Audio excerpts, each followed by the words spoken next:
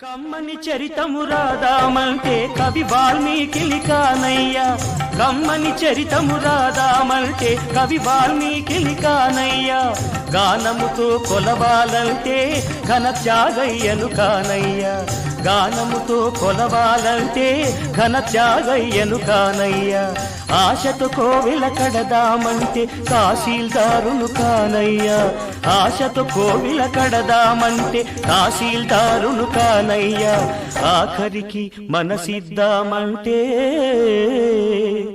అది ఏనాడో నీదయ్యా. ఏమయ్యా ఏమయ్యా ఓ రామయ్యా, ఎలా సేవించాలయ్యా, నిన్ను ఏమని కీర్తించాలయ్యా, ఏమయ్యా ఓ రామయ్యా.